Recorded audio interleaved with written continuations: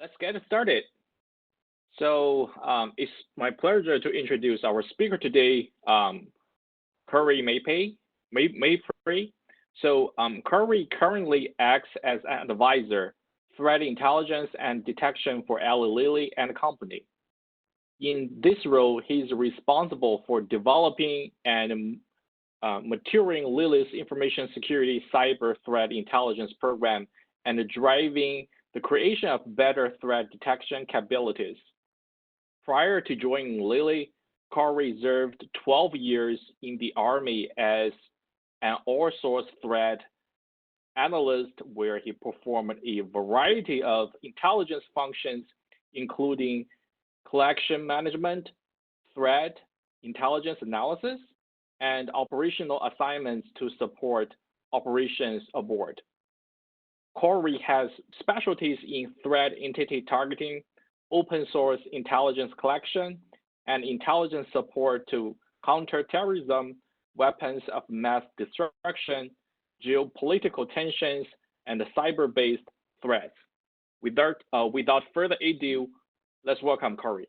Hello, everyone. Thanks for having me today. So I kind of look forward to kind of providing you guys a perspective on from cybersecurity that I've kind of grown up and matured in over the last 13 or 14 years, and potentially to get you guys to look at cybersecurity, potential information security as a specialty that you might potentially be interested in, and illustrate some of the ways in which that we proactively try to protect our endpoints, our network, Lilly's most critical assets from those adversaries, from those bad guys, from those attackers that would like to do Lilly harm, or like to steal what potentially Lilly is developing as far as the next life-saving drugs. As overall, that was a great introduction.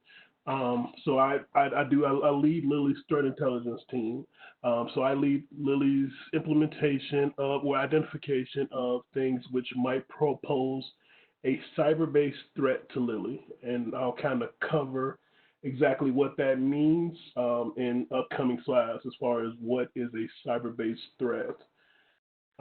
Additionally, my team is responsible for identification of those things which pose a threat to Lilly from a cyber standpoint, and then how do we implement some type of effort or some type of mechanism in order to mitigate the risk or those threats from being realized at Lilly. So as everyone here has probably read about or potentially been experienced the myriad of various different cyber threats that you might have, I don't know, your favorite websites, your favorite companies, or companies that you have entrusted your data to. My job, my team's responsibility is for proactive identification of those threats and then trying to implement or identify measures in order to hopefully, knock on wood, prevent Lilly from being in the news. It's a daily concern of mine of how we make sure we protect Lilly's most critical assets and ensure we can continue to make life-saving medicines. And as was already covered, I came to this role probably 3 years ago after I left the military, where I was an all-source threat intelligence analyst, focused on a few different subjects from counterterrorism and weapons of mass destruction. What I want to draw your attention to first is the quote from Sun Tzu. So this is kind of the basis of what I do, my team does. So if you're not familiar with this quote from The Art of War, it's working to understand if you know your enemy and you know yourself, you should not fear any battle. So what that means to me and my team is, as long as we know ourselves, know our most critical assets, know how adversaries or individuals or cyber criminals would like to target us, what are the opportunities for those adversaries to target us, and then work to specifically understand how they might target us, what are their capabilities, we can proactively work to prevent those adversaries from realizing their intention. So this quote and the next quote I'm going to cover is going to come up a few times as the basis of pretty much threat intelligence. And I'll cover what threat intelligence is. So how organizations use threat intelligence in order to tailor an approach, in order to prevent cyber criminals from deploying malware, breaking into email, and various other things. So it's again, know yourself, know your enemy, know how they operate. One of the other quotes that comes into play and sets the groundwork for some of the things that I'm going to cover is a quote from Donald Rumsfeld. And the first time that I kind of heard this quote, it absolutely made no sense to me. But as I've grown up in threat intelligence, it started to make sense. And again, sorry, and I didn't cover this, but along the way, if anyone has any questions at all, please feel free to chime in, or if you want some additional context. I'm okay. It seems like a relatively smaller class, so if we want to make this a little bit more of a back and forth, 100% open to that. So the specific quote from Donald Rumsfeld is, there are known knowns. These are the things that we know that we know. There are known unknowns that say that there are things that we know that we don't know. And then there are also known unknowns. There are these are things that we don't know that we don't know. So it 100% sounds like gibberish. And I don't know if there's someone on the call that wants to chime in and say what it potentially means to them. Anyone brave enough to kind of chime in?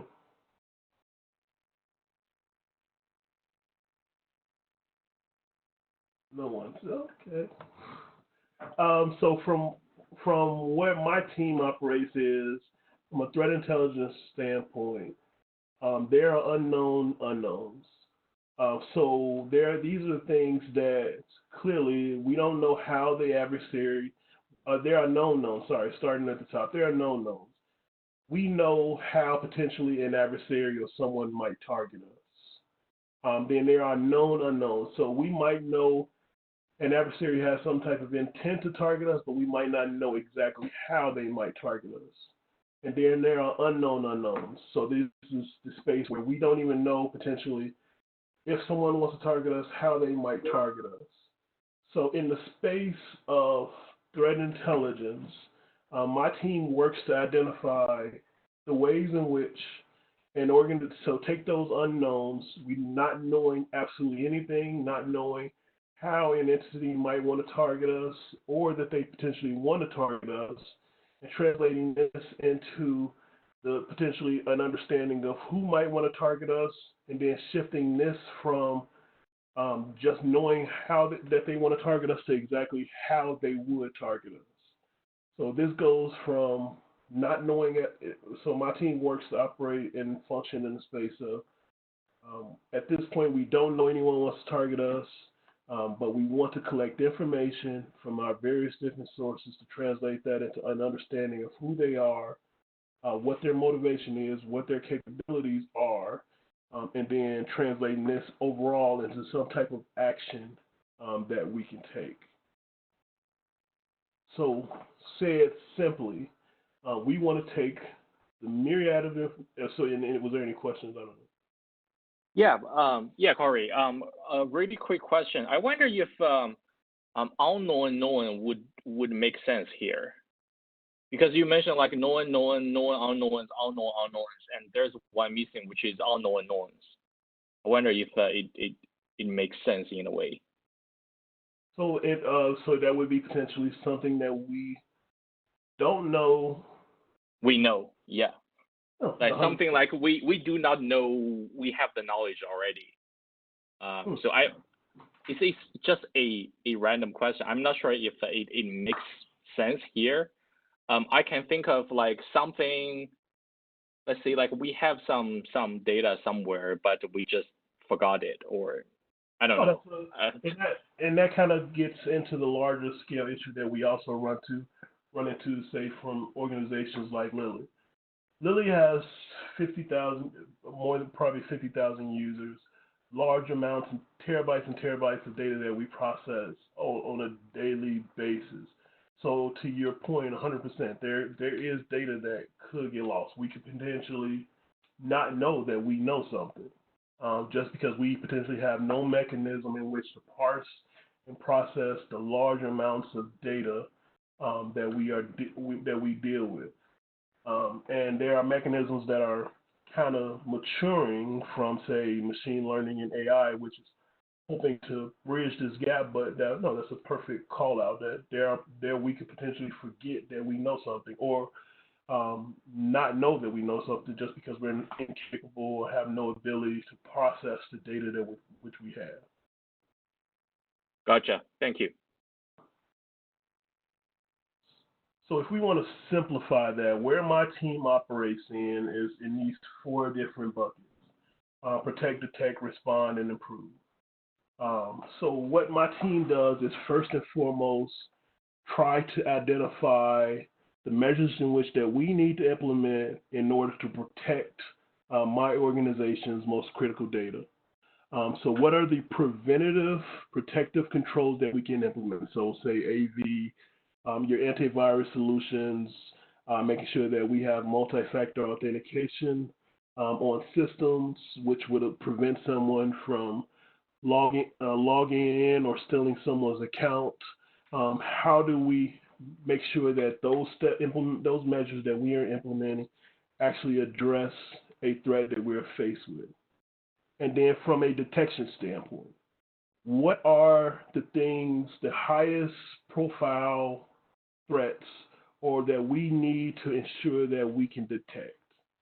So if, for instance, loss of Lilly's most critical intellectual property is a concern, how do we detect that? So what logs, what type of query language do we need to implement in order to ensure that in the event of someone trying to maybe move terabytes and terabytes of data, say in the case of what happened to Equifax, how do we detect that as that is ongoing, and how do we detect that before they actually achieve their objective? So in the case of Equifax, for anyone who's not familiar, I'm pretty sure most are, threat actors broke into the Equifax environment using vulnerabilities in a platform known as Apache Struts. And then the adversary lived or operated inside of their environment for multiple weeks. And then along this time, they began to exfiltrate hundreds of thousands of data belonging to you and me, Social Security numbers, credit card numbers, etc. So how do we detect that behavior in our environment in a timely manner before that adversary is able to achieve their objective? And then respond. So how do we respond if we do get some type of indication of a bad person living in our environment, that we can respond to it, clear them from our environment, and make sure that they don't regain access, and then improve. How do we make sure that the security tools, the technology that we are purchasing, and for some, if you don't realize, securing a corporation like Lilly is comes at a pretty hefty cost. How do we make sure that the assets, the technology that we're buying actually addresses some type of threat that we could potentially be faced with? So these are the 4 key spectrums that my team operates in: trying to prevent and protect a cyber threat from occurring, trying to detect it if those adversaries do gain access to our environment, making sure that we can efficiently respond to it and limit the impact, and then over time, how do we take lessons learned from these potential cyber attacks? And then, again, along the way, if anyone has any questions, we'll have Q&A at the end, but if you have any questions, please let me know. So first and foremost, I think it's kind of important first to kind of dissect and understand what do we consider a cyber threat. So if you hear threats, every threat is not equal. Everything that say my organization potentially cares about may not be pertinent to say an organization like Purdue. So, for instance, in order to the adversaries that might want to target, say those those a organization like Purdue might not have the either capability or interest in targeting a organization like Lilly. So when we think of what is a cyber threat, we look to consider a cyber threat as having three different components, and these three different components having to have some type of overlap. So starting off with hostile intent. So that adversary, that entity behind that cyber-based threat must have some type of motivation, some type of interest, desire to target either the information, the assets, whatever it may be that you possess. If they don't have hostile intent against your organization or sectors in which you operate, is it really a threat that you should potentially care about? And then they must have a proven capability. So they must have some type of knowledge, resource, backing from, say, a government or a nation state entity in order to achieve their intent. And then there must be some type of opportunity. So there must be an opportunity in your environment for that threat actor, for that malicious individual and entity to achieve their hostile intent and leverage their capability. So when we think of opportunities, an opportunity inside of an organization could be an unpatched system, or it could be users who don't really do a great job of filtering out potential phishing emails. They might just click on anything that comes into their email, or they might be socially engineered into to providing their password. So when we think of what a real cyber threat is to Lilly, where I can focus my team's efforts and resources in order to proactively go after those threats, go after those things that we should care about, we think of a cyber threat as having those three overlaps. So the middle of those three, if it has a hostile intent to target the sectors in which my organization operates, they have a proven capability, meaning they've been successful in the past, or they have some knowledge, capability, or some type of resource, know-how, and we have some type of opportunity in our environment, then those three components come together to establish the perfect storm and result in a cyber-based threat that your organization should care about. And then when we look to think about how do we action that, all threats aren't the same, or how do we potentially respond to them? All threats aren't the same.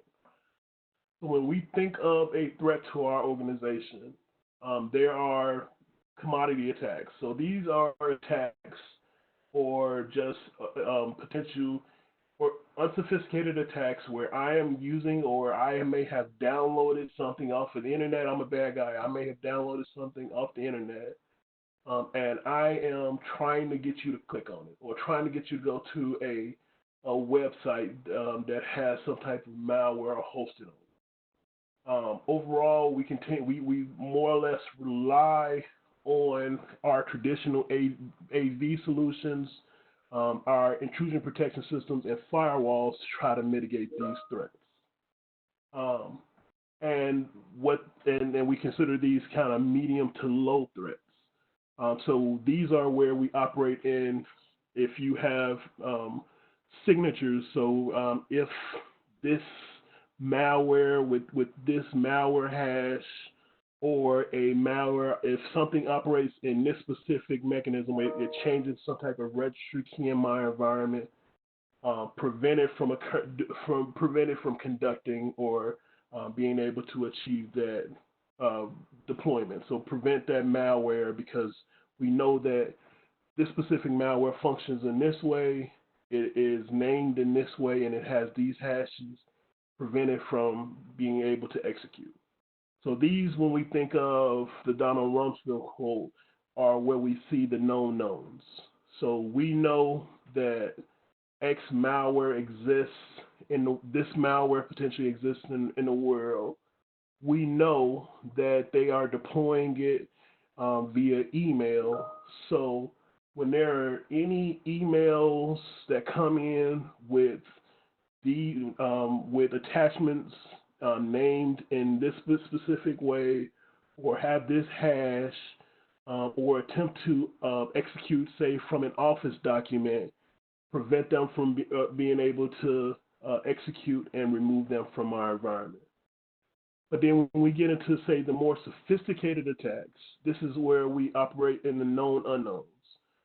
Maybe we know, again, that an adversary might want to target us, but we don't know how they're going to target us. So we can't rely on our traditional commodity solutions, our AV, our intrusion protection systems, our firewalls. So what we have to rely on in detecting some of this, so maybe we know a cyber criminal wants to gain access to our emails, potentially to send other malicious emails to other users in Lilly or at Purdue. But we don't know exactly what malware that they will use. So this is where, again, we operate in the known unknowns of knowing someone wants to target us, but not knowing how they might target us. So what we rely on in this space is more advanced technologies, where it's maybe machine learning, AI, or detection of anomalous behaviors. So we know someone might want to target us via email. So I am going to focus monitoring of emails for anything which is irregular.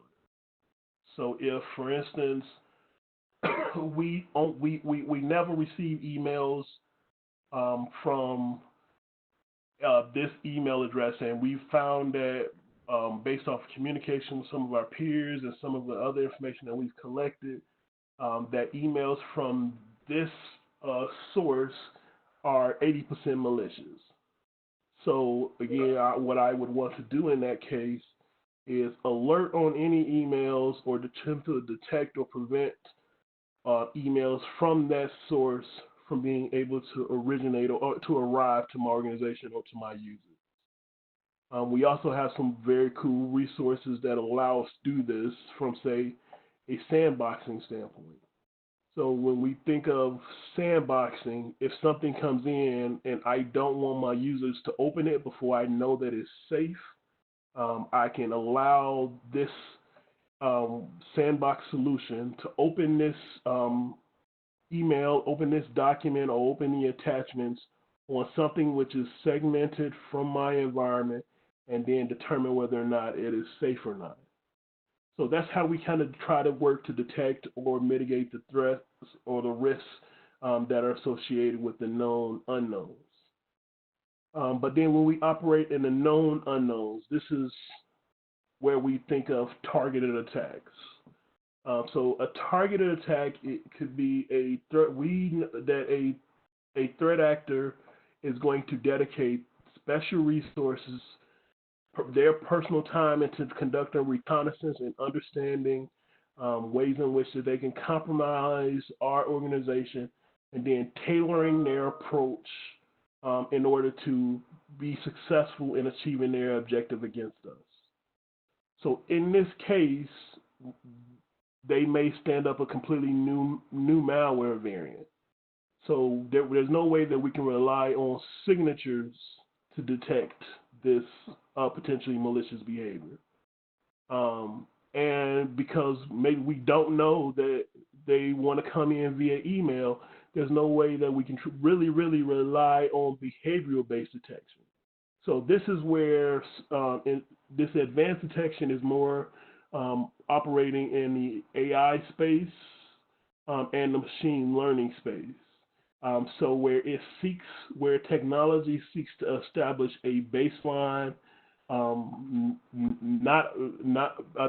technology computers seek to establish a baseline of normal behavior across our organization, and then alert on any deviations from that. So this goes beyond the behavioral-based detections that we can implement, but then this goes into the space of technology actually looking at and establishing real-time analytics of our space and saying anything that falls outside of this gap, I am outside of this space, I'm an alert on. So, for instance, a user logging on in Indianapolis, and then 5 minutes later, a user logging in Pakistan to that same account. So, while this is something extremely difficult from a manual or human perspective to detect, machine learning and AI enables us to kind of detect these large anomalous and suspicious behaviors, which might be kind of overlooked in the terabytes and terabytes of data that my organization and lots of other organizations collect. Any questions before I move on?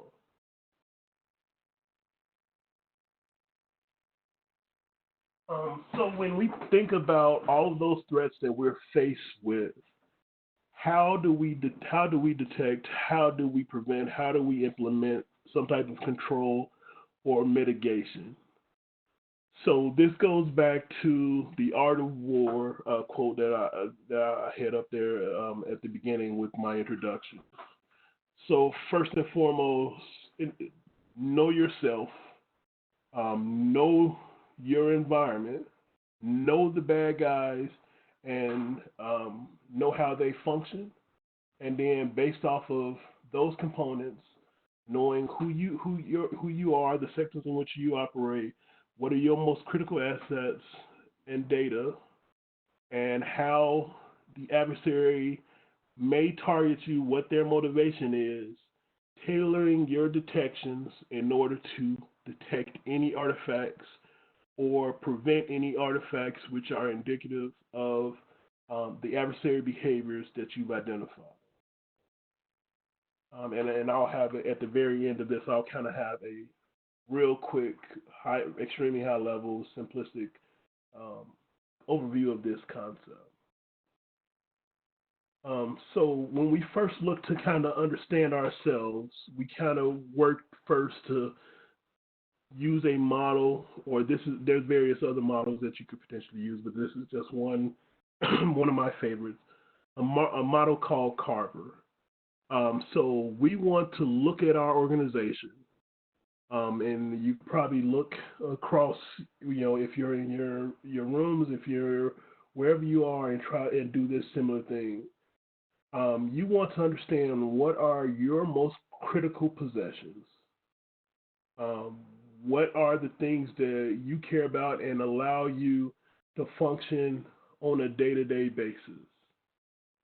And then if you understand what those are, then work to understand how accessible are they. So if anyone comes into your space, can they just pick it up? Or when it's not in your view, it's locked down? Or from a from a network standpoint, if the only way that someone could potentially access it is if they come into, say, Purdue's local network with one of their accounts, and then they can access that resource.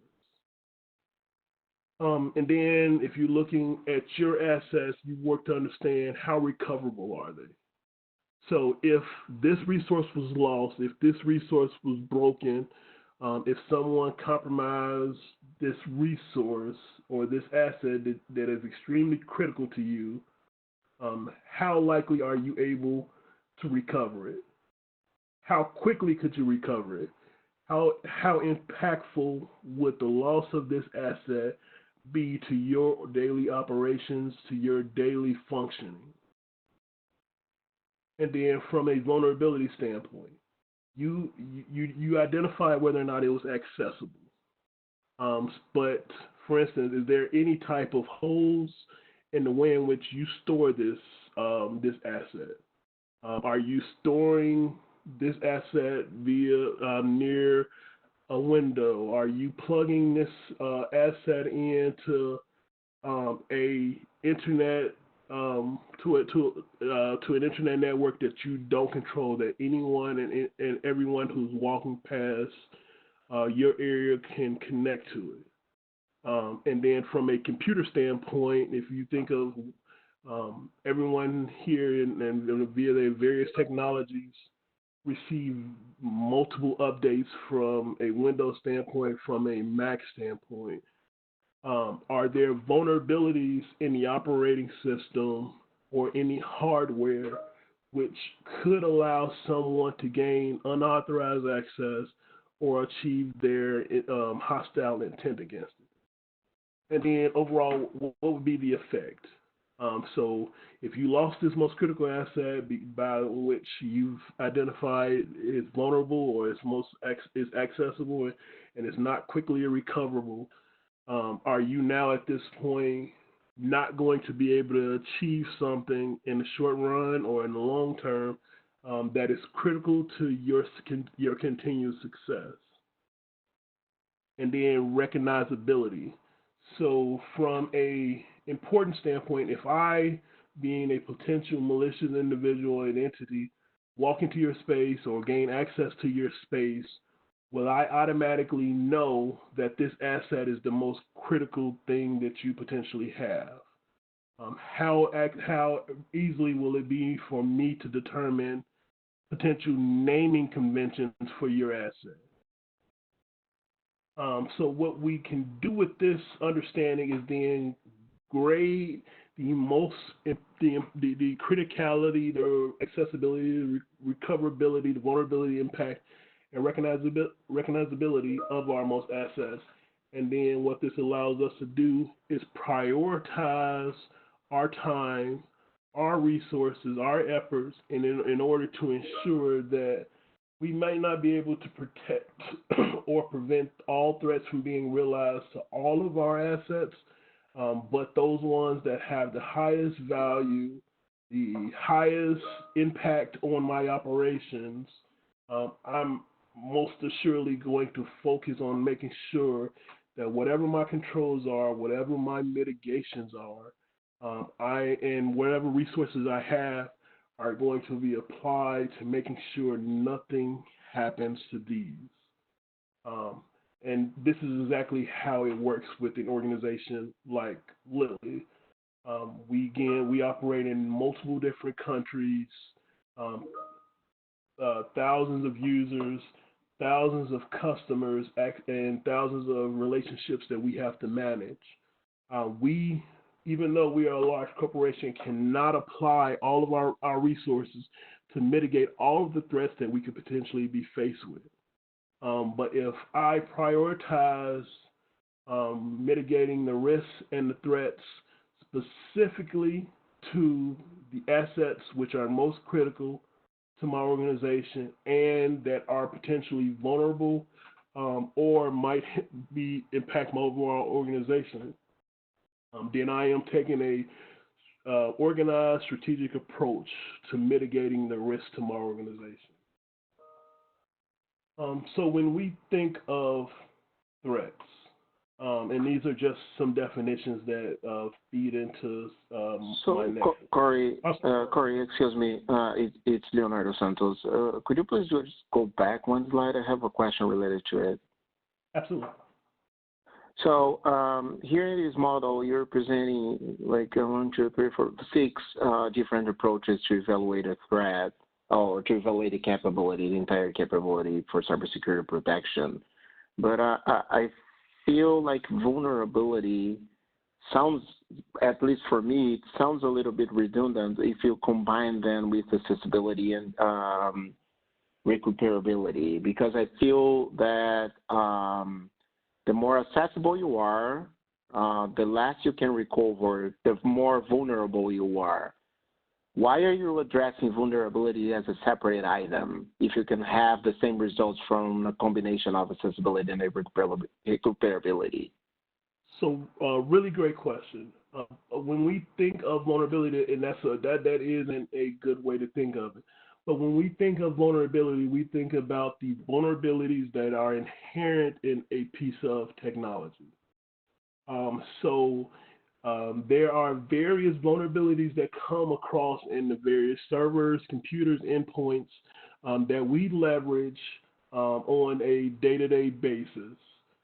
So Microsoft, every Tuesday of the month, publishes a large list of vulnerabilities that have come out from various entities, looking at and dissecting the technologies they've built. So these vulnerabilities could be things such as if I send a specially crafted email to your email gateway, anyone that accesses that email that email is going to then give me special control over that system. So where we think in recuperability and recognizability, 100%, that could be a component of, in the long run, of vulnerability, and it's areas in which we look to assess. So if, for instance, from a recognizability standpoint, we can have a highly critical vulnerability in a piece of technology that we leverage. But if it's behind multiple firewalls, it's not accessible via the internet, then our priority or concern about someone being able to compromise that vulnerability probably diminishes. But overall, that does not diminish the fact that it has a flaw in its operating system or its hardware, where if all of those gateways, all of those various different checks were removed, someone would be able to exploit it. Does that kind of make sense?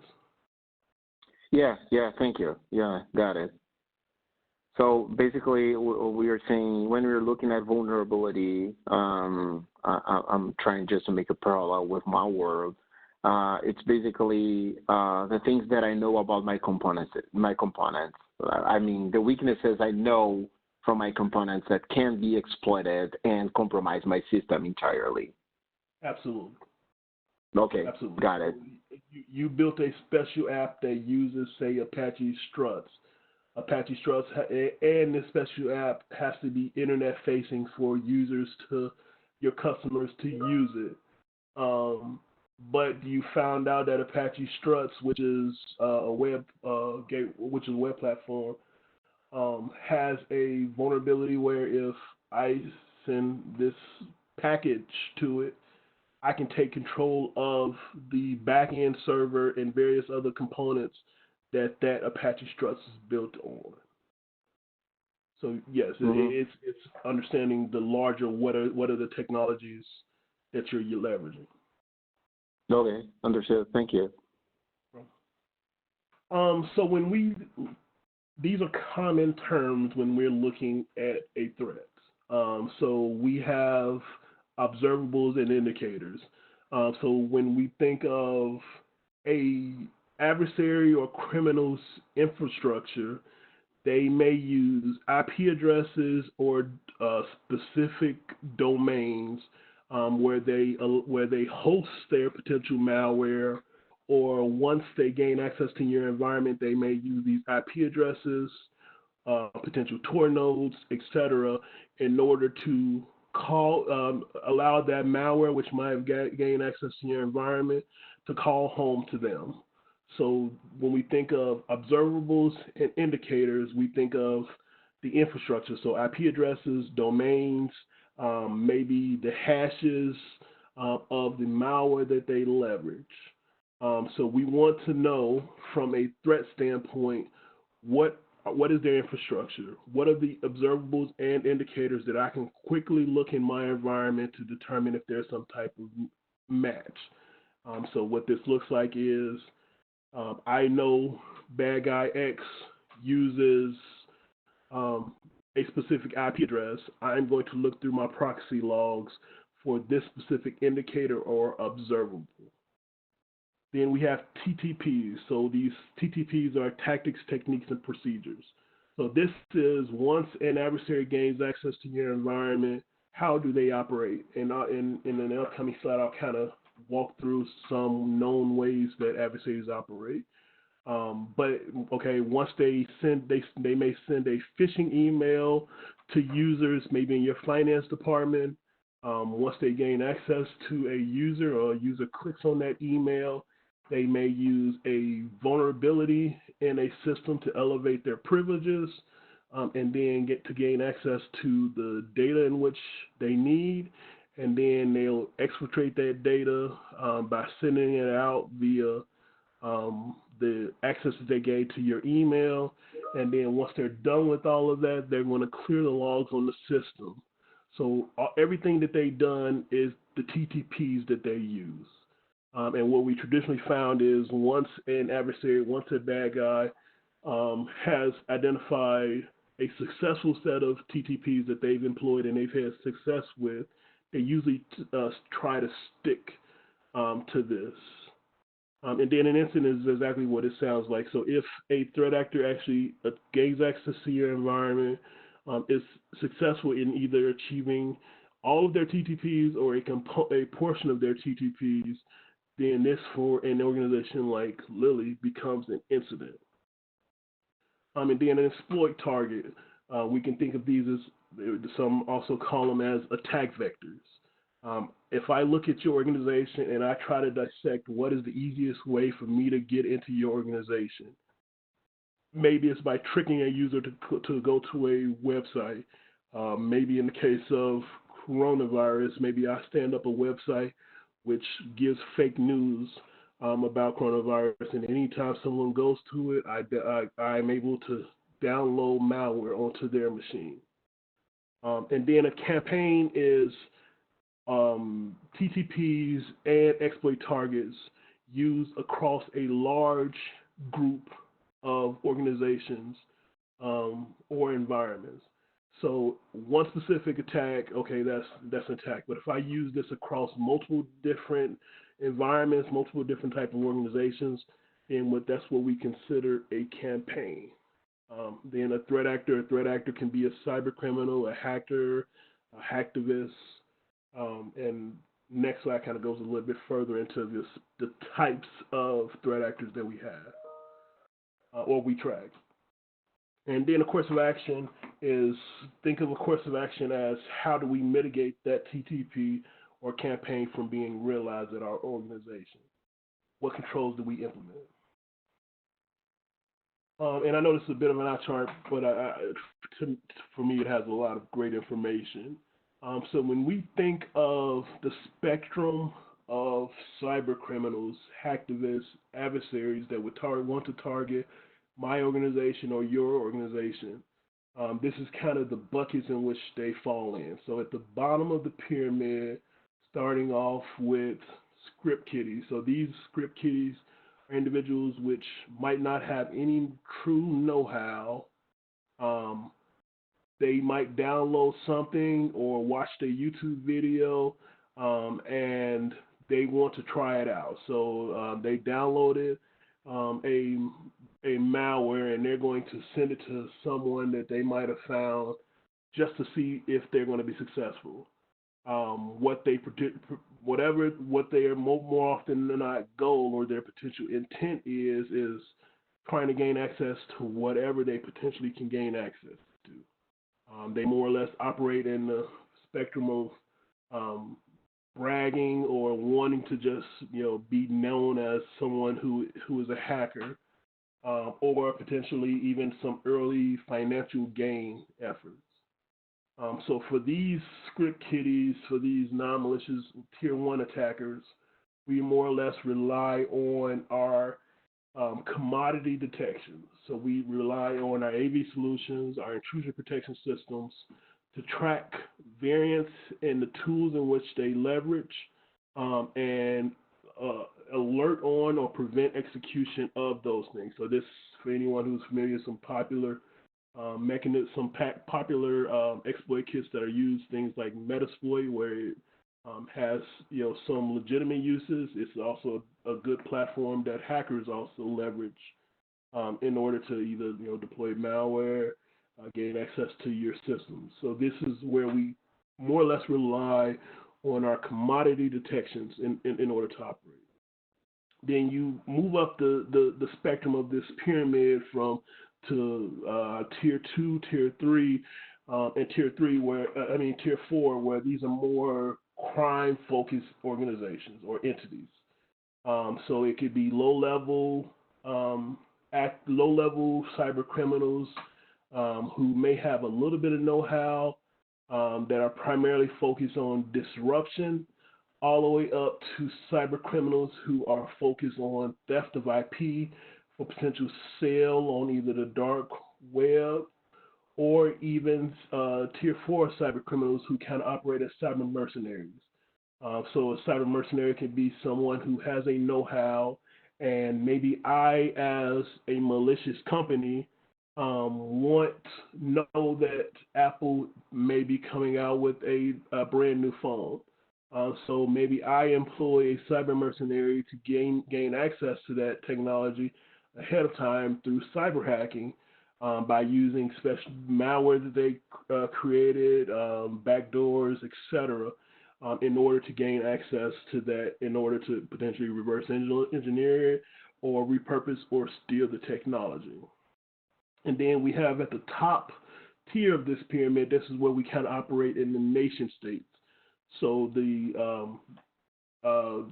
countries who have cyber capabilities, and they potentially employ their cyber capabilities in order to achieve or align with strategic objectives of their country. So potentially, maybe they want to steal national secret data or information from the defense sector in order to elevate or advance their own country's national defense. And then when we look at the organizations or entities that we care or potentially should care the most about, the top of the pyramid, of course, being the highest risk or concern to your organization. Because at the top of the pyramid, this is where threat actors or cyber criminals operate in more of the targeted attack space. They are resourced. They have funding from a country. They have the ability to take time and dissect technology and identify various different ways in which to break into it.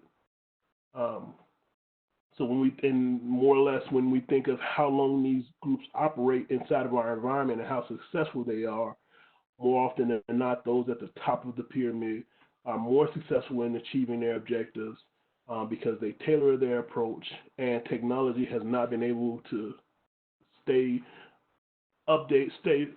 security technology is not able to quickly get as far ahead of them as they have been able, as they potentially may have been able to develop some type of vulnerability or 0 day. So a model that we use in order to dissect an adversary's intent and capability is a mechanism called MITRE. MITRE breaks down based off of all of the known cyber attacks that have been experienced by organizations. It seeks to break down how these entities operate, and then based off of how they operate, you can then use this to tailor your approach to how do you detect, how do you mitigate. So I don't know if I just brought up something different on my screen. I don't know if you guys can see it. Yeah, we can see it. So this is MITRE. MITRE is a mechanism, again, that breaks down how adversaries or criminals function and operate. So what it does is I can go in here and I can add my own information to it and say, okay, well, the threat actors that I care about on that pyramid, maybe I care about APT. So an APT is an advanced persistent threat or a cyber group. Maybe I care about APT 17. And I then, based off of that, I can understand that APT functions by first maybe spear phishing in order to gain initial access. Once they spearfish you, maybe they use PowerShell to deploy their malware. And then once they gain access to their malware and they have persistence or appropriate privileges. Maybe they deliver or delete delete the files or logs which were indicative or of them having access to your environment.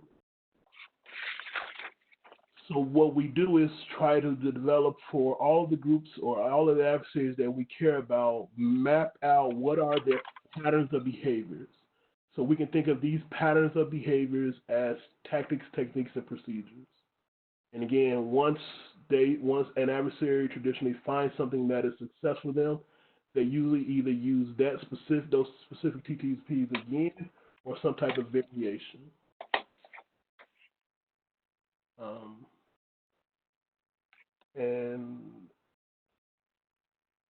And then what does that mean to my organization, or what does that mean to my team? So at the very top here, my team collects information from all of our various different sources. So maybe we want to comb the dark web. Maybe we want to comb cyber criminal forums. Maybe we want to use our reporting from vendors such as McAfee, Symantec, et cetera, which kind of dissect the malware that an adversary uses, what are their motivations, what vulnerabilities do they seek to exploit, do they have some type of zero-day capability. We take all of that information and bubble it down into some things that are actionable, efforts that my organization can specifically take in order to mitigate the threats that we are faced with. And what this then goes back to is knowing yourself, knowing your environment, so knowing your assets, knowing the vulnerabilities that you have inherent inside of your environment, knowing those actors or knowing your adversaries who would like to target you, and then knowing their course of action, knowing their patterns of behavior.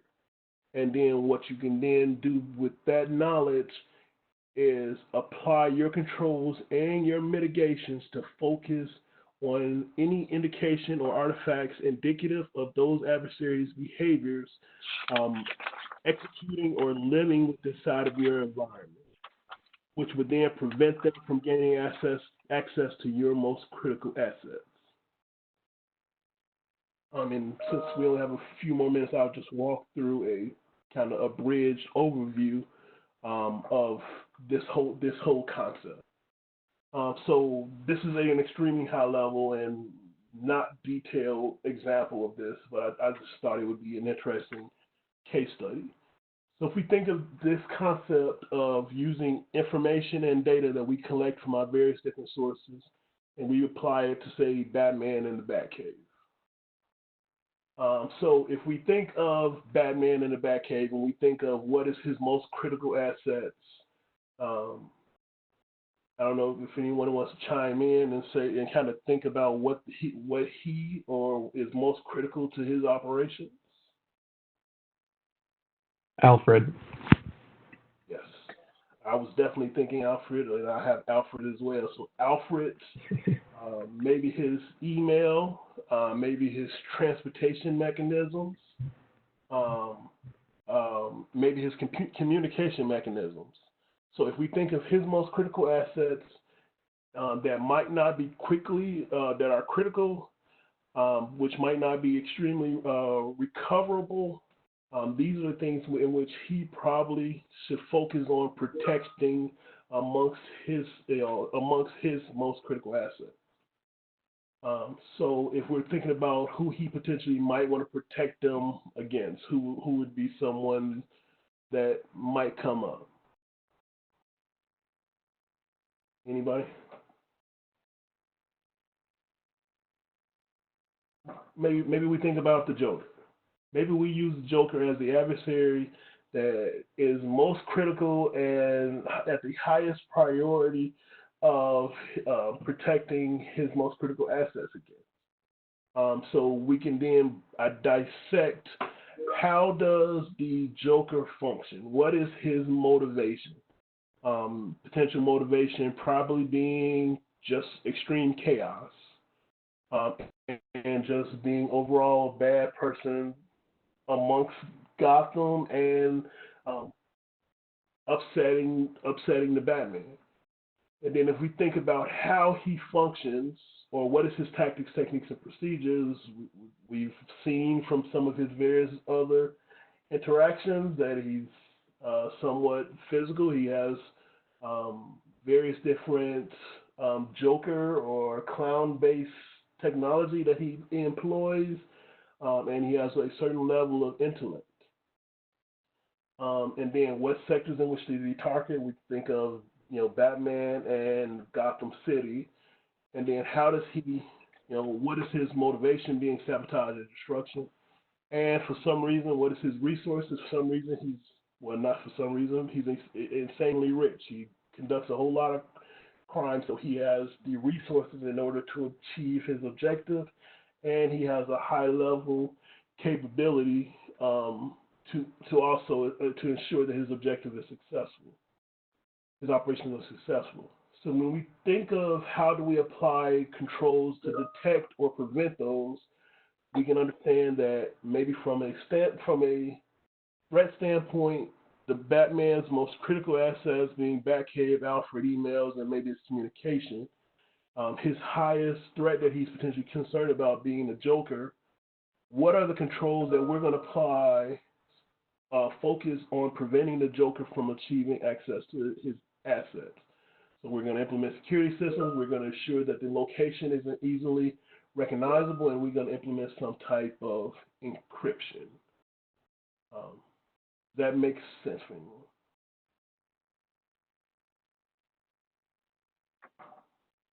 And as we only have a few more minutes, I just want to leave a few minutes for questions. Hey, Corey, I had a question. Coming from a military mindset and background, what surprised you most about the corporate risk mitigation environment? Great question. So right now, unlike any time in history, corporate entities are now being faced with cyber threats, cyber criminals, which traditionally only in the past would employ their resources to target, the defense sector. But because these countries, nation states have began to realize that they can advance not just their defense, but the other strategic sectors within their countries, such as healthcare, technology, etc., by just stealing some of the data that they have that certain private companies have access to, and that maybe security isn't as tight as some of their targets in the defense sector, that they are going to employ their resources against these private corporations.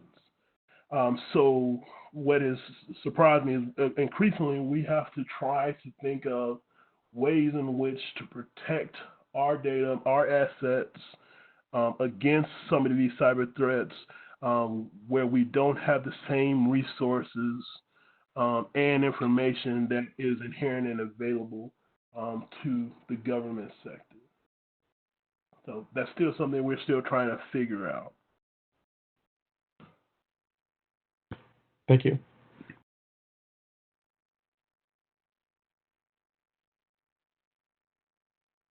Any other questions? Hi, Corey. I just wanted to ask if have you experienced any sort of like an attack or any sort of disturbance while monitoring the Eli Lilly's networks? So, we're not being able to give any real actual specifics. We, on a regular basis, experience some type of incident. It might not be an incident where someone may have been a adversary or criminal was successful, but maybe they were able to get malware into our environment. So we are still functioning to make sure that we can prevent them from. We understand that a cyber criminal, there are thousands and thousands of cyber criminals, and they only have to be right once.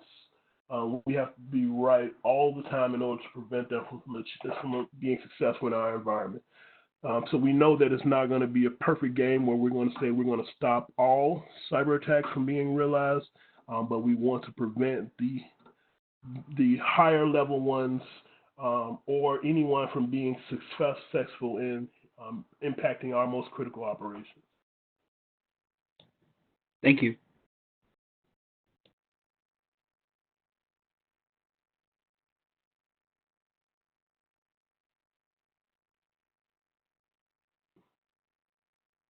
No more questions?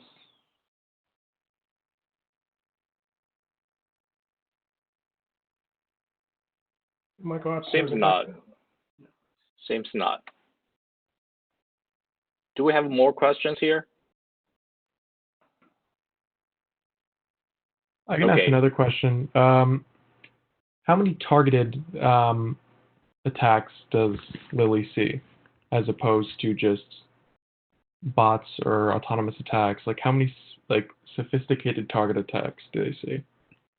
So not being able to give specific numbers, but it's a minute number compared to the more bots and commodity attacks. So I can say I'd say a minute number being say 10, and a 10 within a certain calendar month or quarter, where we might receive hundreds and hundreds of bots and various other fraud, phishing, and various other types of attacks.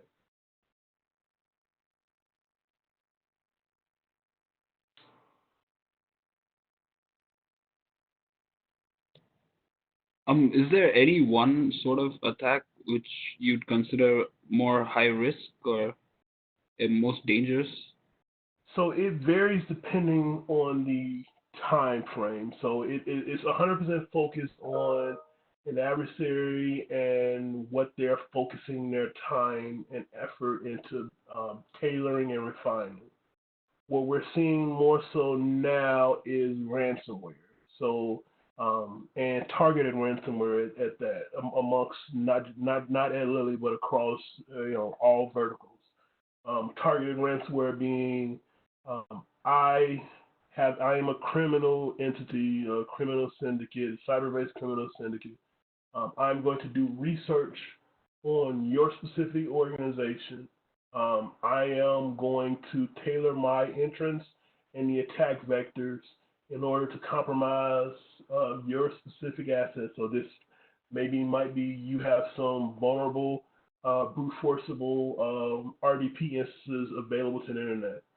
I'm going to gain access to those exposed instances, and then I'm going to use that access to gain access into your environment. Then once I gain access to your environment, I'm going to work to elevate privileges to near admin or domain admin, and then I'm going to lock up your most critical assets and demand a ransomware based off of a ransom, based off of what I believe the most amount that I can get out of your organization based off the impact that I had.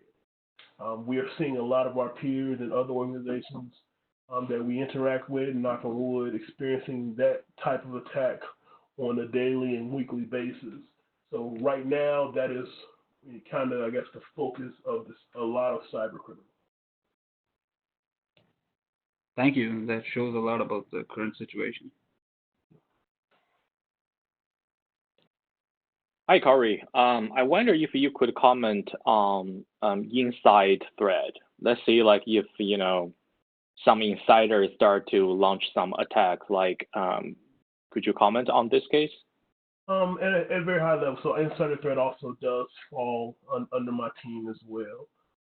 So an insider threat, for someone's not aware, there's a few different spectrum of insiders. So there are insiders who just might be untrained and might do something which harms the organization or opens up some type of opportunity or compromise to the organization. This could be maybe they weren't paying attention and they sent personal PII, personal identifiable information to an email address that they shouldn't have So while this is a mistake, we still consider them a potential insider. Then there are insiders who might potentially be disenfranchised, dissatisfied because maybe they were passed over for some sort of promotion which they believe that they should have got.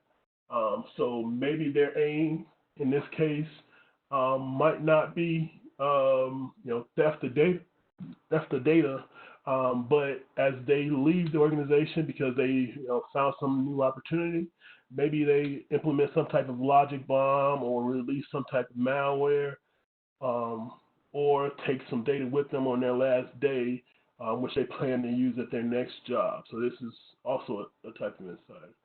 And then you can also have insiders who maybe they've been coerced or paid by a cyber criminal, an external cyber criminal, an external nation state, in order to steal data or pass along the research in which they have access to.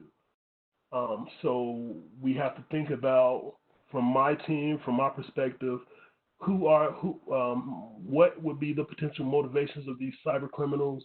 What would be the indicators insiders? What would be potential indicators of a insider, and then how do we potentially detect it?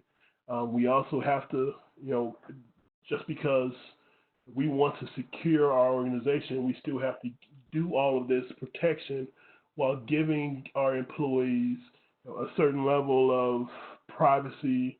So we have to try to protect our data from malicious insiders while not also considering everyone to be an insider. That kind of answer your question? Thank you.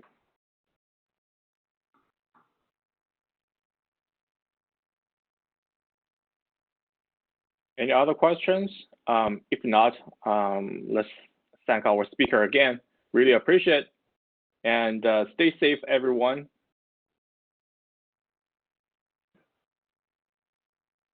Great. Thanks a lot, Corey. Stay safe. Thank you so much, Corey. Thank you. Bye-bye. Bye.